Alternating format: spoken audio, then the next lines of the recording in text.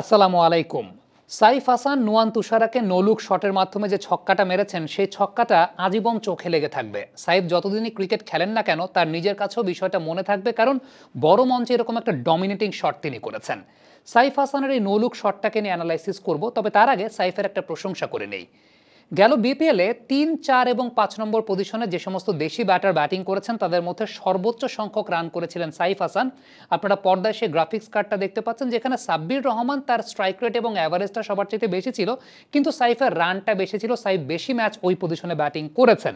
এবং অনফিল্ডের পর্দায় আজ থেকে আরও মাসখানেক আগে এশিয়া কাপের দল ঘোষণার আগে আমরা একটা ভিডিও করেছিলাম, একটা না দুটা ভিডিও করেছিলাম, যার বিষয়বস্তু ছিল যে ৪ নম্বর পজিশনের বিকল্প হিসেবে যেহেতু সাইফ হাসান বিসিবির সিস্টেমে আছেন তাকেই দলে ইনক্লুড করা উচিত, যেখানে সাইফ হাসান কোনো আলোচনাতেই ছিলেন না তার আগে।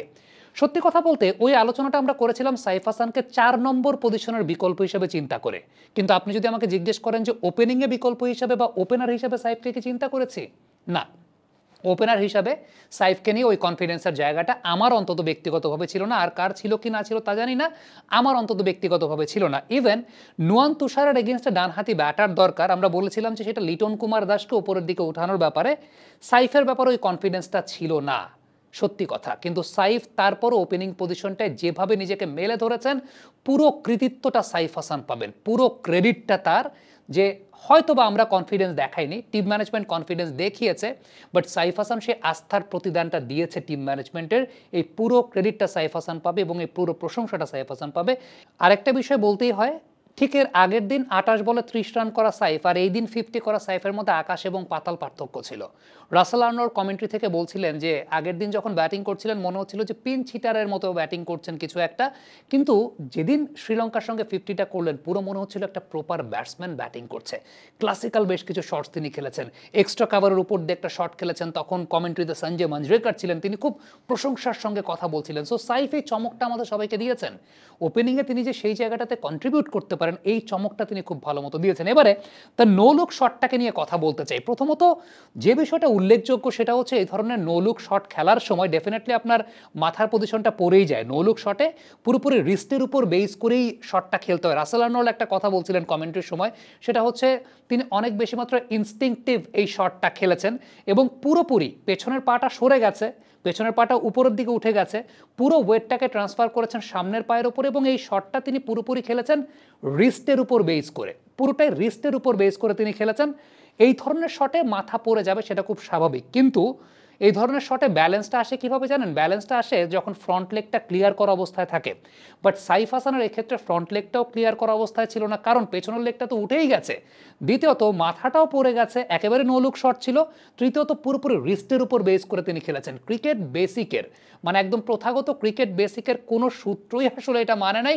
সো এটা মানে once in a lifetime shot আমি বলবো যে এই ধরনের একটা শট তিনি খেলেছেন। যদিও বিপিএল এর মঞ্চে তাকে আমরা নো লুক শট খেলতে দেখেছি, কিন্তু ওই সমস্ত নো লুক শটের মধ্যে কিন্তু তার ব্যালেন্স রাখার জায়গা ছিল, ফ্রন্ট লেগটাকে ক্লিয়ার করে তিনি শট খেলেছেন। আপনাদের মনে আছে কিনা নেদারল্যান্ডসের সঙ্গে এরকম একটা নো লুক শট খেলতে গিয়ে সাইফ হাসান আউট হয়ে গিয়েছিলেন, একদম ক্লিন বোল্ড হয়ে গিয়েছিলেন।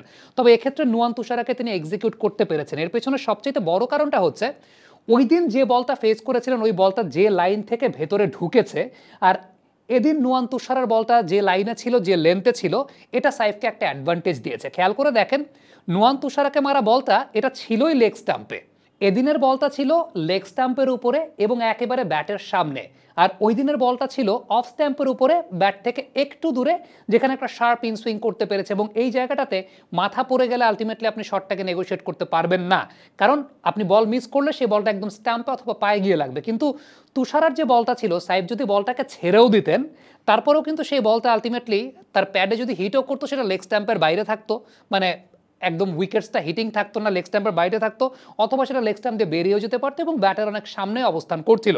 সো ওই অ্যাডভান্টেজটা সাইফ আসলে পেয়েছেন যে আলটিমেটলি এই বলটা নুয়ান তুষারের এই বলটা খুব বেশি ভালো বল ছিল না, মানে একদম লেগ স্ট্যাম্পের ওপরে একটা বল ছিল। ওই বলের তুলনায় যে বলটাতে তিনি এর আগে আউট হয়েছিলেন সেই বলটার পিচিং জোনটাই ছিল অফ স্ট্যাম্পের উপরে এবং একটু পেছনের লেন্থে, আর এই বলটার পিচিংটা ছিল হচ্ছে লেগ স্ট্যাম্পের উপরে, যেটা আলটিমেটলি ব্যাটসম্যানরা ফ্লিক শট করেন, তবে সাইফের এক্সিকিউশনটার প্রশংসা এই জায়গায় করতে হবে যে অনেক ব্যাটসম্যানরা আছেন এই ধরনের বলগুলোকে মিড উইকেট বা স্কোয়ার লেগের দিকে খেলবেন, কিন্তু সাইফ হাসান এই শটটাকে একটা নো লুক শট স্টাইলে একটা চমৎকার এক্সিকিউশন তিনি করেছেন ওয়াইডিশ লং অনের ওপর দিয়ে। সো এই প্রশংসার জায়গাটা তার এই শটে খুব ভালো মতোই করতে হবে।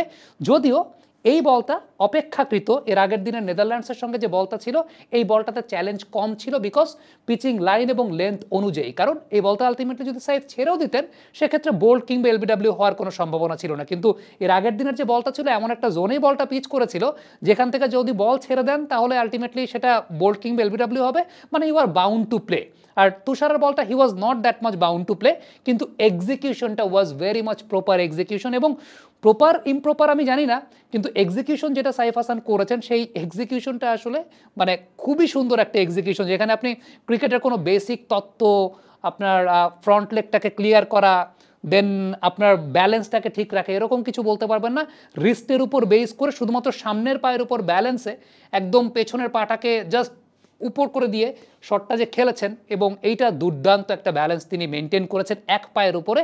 এটা বলতেই হবে যে তার একটা চমৎকার এক্সিকিউশন, তার নিজস্ব এক্সিকিউশনের জায়গা উইচ ওয়াজ রিয়েলি গুড। আবারও বলছি, চ্যালেঞ্জটা হয়তোবা তিনি পেতেন যদি আরেকটু অফ স্ট্যাম্পের দিকে বলটা থাকতো, কিংবা আরেকটু পেছনের লেন্থে বলটা থাকতো যেটা আসলে ব্যাটের রিচে না বা ব্যাটিং আর্কের মধ্যে না, একটু পেছনের লেন্থে, তখন হয়তো চ্যালেঞ্জটা অনেক বেশি হতো। তখন হয়তো আমরা দেখতে পেতাম যে আসলে এটাকে রাইট ওয়েতে এক্সিকিউট করতে পারছেন কি পারছেন না, সেই জায়গাটা একটা কথাবার্তা আসতো।